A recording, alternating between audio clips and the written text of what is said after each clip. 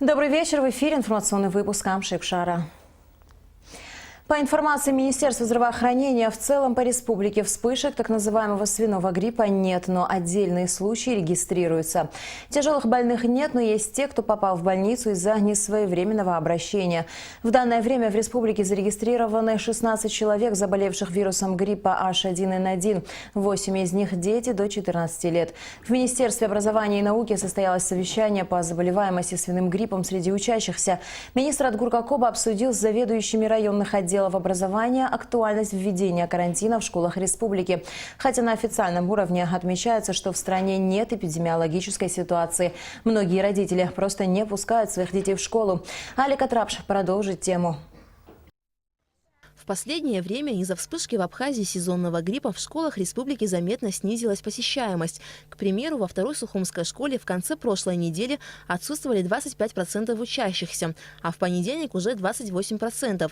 Это произошло из-за того, что у одного из учеников был обнаружен свиной грипп. В начальной школе и заболевших, и из-за опасения родителей нет 190 детей. Это начальная школа. И 162 – это с 5, 9, 10, 11 класс. Один день у нас около 400 детей не было. То есть третья часть из всех. Это суммарная, конечно. И первая у нас 2 смены. Но вот сегодня я боюсь, что мы этот порог гораздо превысим, потому что уже в первой смене нет 352. В каждом классе в среднем болеют от 8 до 10 человек. Кроме того, есть классы, где ученики не приходят на занятия из-за опасения заразиться гриппом. В Сухумской 10-й школе обучаются 1047 учеников. В понедельник на занятиях отсутствовали 107 человек. По сравнению с предыдущими неделями эта цифра не столь критична, говорит руководство школы. А предыдущие 2 недели отсутствующих было, если взять в процентном соотношении, то до 40%. Знаете как, если я скажу, что все они болели гриппом, то, наверное, будет тогда неправдой. Многие из них, естественно, болели гриппом, ОРВИ и грипп, но многие родители просто не отпускали своих детей, они боялись их заразить. Каждое утро школьная медсестра делает обход по классам. Если у кого-то есть признаки гриппа, его тут же отправляют домой на лечение. Все классы регулярно проветриваются, а поверхности обрабатываются дезинфицирующими средствами. В последние дни улучшилась посещаемость учащихся и в первой Сухумской школе имени Баграта Шинкуба. До 300 детей отсутствовало в пятницу. Сегодня у нас картина более хорошая. Мы прошлись по всем классам. Дети здоровенькие сидят. Вот мы тоже спрашивали, почему не приходили. Они говорят, что боялись в основном. В Сухумской 4-й школе, по мнению дирекции, также нет повода для закрытия учебного заведения на карантин. 2 недели тому назад, наверное, хуже было, особенно по пятницам. Многие отсутствовали. А на сегодняшний день, что я могу сказать, у нас вообще учатся 1125, из них отсутствует 181. Я считаю, что это немного, и, наверное, будем так идти, чем объявлять сейчас карантин. Ситуация с посещаемостью школ в связи с заболеваемостью сезонным и свиным гриппом была обсуждена на совещании в Министерстве образования и науки с участием заведующих всех районных отделов образования. По информации Министерства здравоохранения, на данный момент в Абхазии зарегистрировано всего 16 человек, болеющих гриппом H1N1. Все они учащиеся 2 и 10 сухумских школ. Если в Министерстве здравоохранения примут решение о введении в школах Абхазии карантином, то этот вопрос будет решаться по каждому классу локально. Если в пятницу наблюдалось отсутствие учеников до 30, а в каких-то школах даже до 50%, то сегодня уже там 15-16% отсутствуют. И то не подтверждены там болезнь детей. Но у нас ситуация немного критическая. Во второй Сухумской школе там подтверждены заболевания детей вирусом H1N1. По результатам этого совещания позвонил министру здравоохранения, попросил, чтобы в ближайшее время уже приняли решение хотя бы локально в этих классах, где были замечены больные дети, объявить карантин. Что касается школ в районах республики, то здесь нет проблем с посещаемостью, за исключением Мерхиульской школы в Гулрыбском районе. В учебном заведении все начальные классы закрыты на карантин. Кроме того, на карантин закрыт и детский сад в поселке Агудзера. Аля Катрапш, Степан Мартиросян, Абхазское телевидение. Гуманитарный груз на сумму более 6 миллионов рублей доставлен в Абхазию. Об этом сообщил помощник полномочного представителя президента Абхазии по связям с международными организациями Александр Фомин. В составе груза вакцины для детей, инсулин, тренажеры для инвалидов, спинальников, препараты и расходные материалы для лечения больных СПИДом. Как подчеркнул Александр Фомин, в 2019 году планируется наращивать ввоз гуманитарных грузов для нужд населения Республики Абхазия. Школьницу, на которую напала собака бойцовской породы, перевели из реанимации в палату, сообщил нашей редакции главврач Гагарской больницы Вячеслав Аргун. Девочка чувствует себя хорошо, операция на глаз прошла успешно, и, по словам врачей, у нее не будет проблем со зрением. Напомним, что 8 февраля в поселке Бзыбин на школьницу 8 лет напала собака бойцовской породы. Ребенок с рваными ранами в области лица и ног был доставлен в Гагарскую районную больницу. У девочки был сильно поврежден глаз. Пострадавшую сразу же вывезли в Сочи, где ей провели операцию.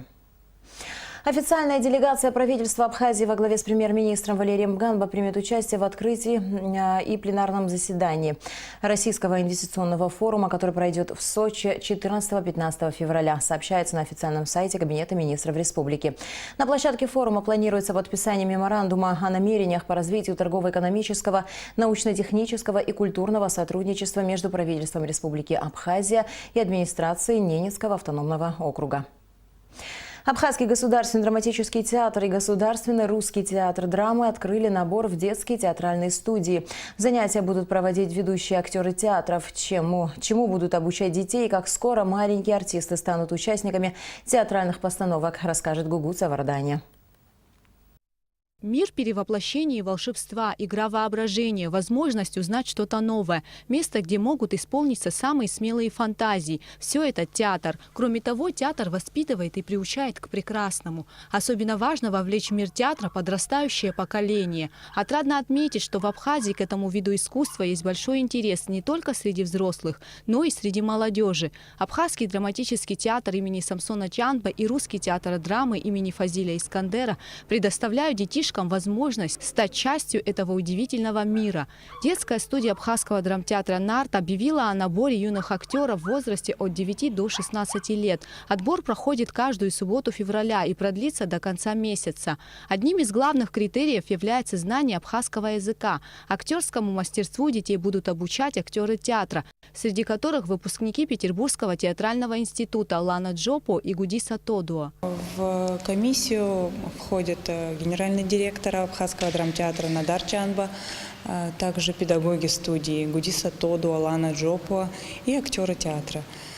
Старшее поколение и среднее поколение принимают участие. Все заинтересованы, так как это наше будущее, и мы с удовольствием принимаем детишек. Первый отбор в детскую студию при Абхазском драматическом театре проходил в сентябре 2018 года. Тогда в группу были приняты 16 детишек, которые с успехом сыграли в своем первом новогоднем спектакле «Волшебная палочка», чем вызвали восторг у зрителей и большой интерес к детской студии. Несмотря на долгие и порой изнурительные репетиции, юные актеры проявляют к профессии большой интерес и полностью поглощены работой, отмечают их наставники. Дети очень сильные, очень проявляют такое бойкое желание и справляются со всем. Мы надеемся, что среди них будут не только актеры, но и режиссеры, художники, постановщики и, в общем, люди, которые будут служить театру.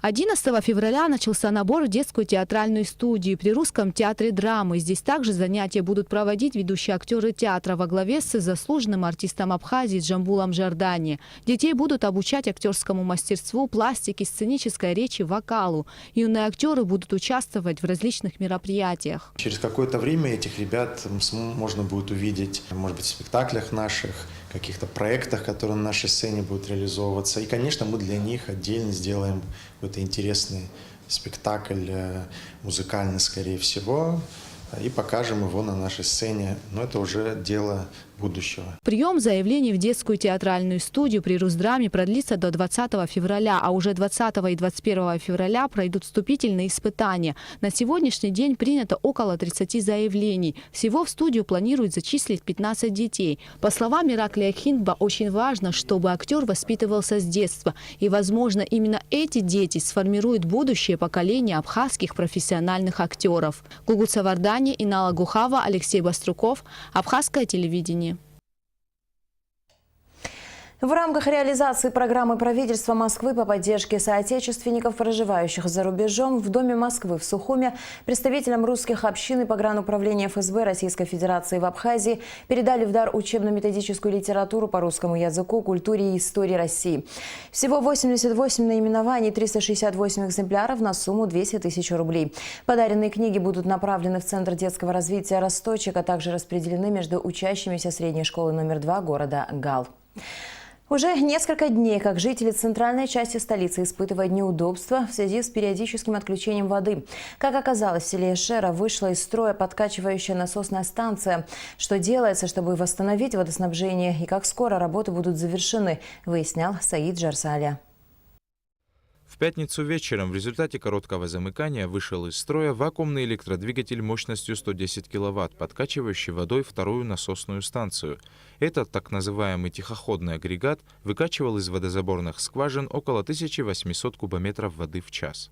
На территории вот этой подкачивающей насосной станции расположены 8 скважин, так называемых вакуумных скважин. С помощью вакуумных насосов выкачивается вода с колодцев, со скважин, подается на этот насос. И этот насос перекачивает в резервуар насосной станции. С этого резервуара потом насосами второго подъема, линейными насосами второго подъема перекачивается в город вода. По словам Мирабанкваб, старый вакуумный насос был установлен около 10 лет назад и исправно выполнял свои функции. Специалисты насосной станции ежедневно проводили его техническое обслуживание, но из-за неравномерной подачи электроэнергии насос вышел из строя. В течение короткого времени аналогичный ему агрегат был найден и закуплен в России. Новый вакуумный насос обошелся в 450 тысяч рублей. Необходимые средства были выделены столичной администрацией. Сейчас насос в пути и в течение 10 дней прибудет в Абхазию. Стоит отметить, что подкачивающая насосная станция и водозаборная станция номер 2 работают в совокупности. Действующая насосная станция номер 2, обеспечивающая центральную часть столицы питьевой водой, была построена в 50-х годах прошлого века. Агрегаты, обеспечивающие подачу воды, здесь давно устарели. Поэтому в рамках инвестиционной программы содействия социально-экономическому развитию Республики Абхазия на 2017-2019 годы были выделены средства на капитальный ремонт всей станции. Ремонт начался в июне 2017 года. На сегодняшний день подрядчиком выполнен большой объем работы по установке современного оборудования для подачи воды в столицу. На старой насосной там стоят электродвигатели 630 киловатт, но 6000 вольт им нужно. Это высоковольтное оборудование. Чем выше вольт, тем сложнее его ремонтировать, обслуживать и так далее. Мы сознательно перешли на низковольтное оборудование. Вот сейчас вот эти все насосы, которые здесь стоят, вот эти двигатели, они все на 380. Это низковольтное оборудование, но производительность насосов такая же, как на старой насосной станции. Обновленная насосная станция номер 2 должна быть запущена к концу лета 2019 года. Саид Джарсаля, Ильдар Дамиров, Абхазское телевидение. В этом году исполняется 85 лет со дня основания Союза писателей Абхазии. 13 февраля в Центральном выставочном зале Союза художников состоится фотовыставка, посвященная этой знаменательной дате. Выставка откроется в час дня. И в завершении выпуска о погоде. По сообщению Гидрометцентра, в Абхазии будет малооблачно без осадков. Температура воздуха ночью 2,7, днем 10-15 градусов. Температура морской воды 10 градусов.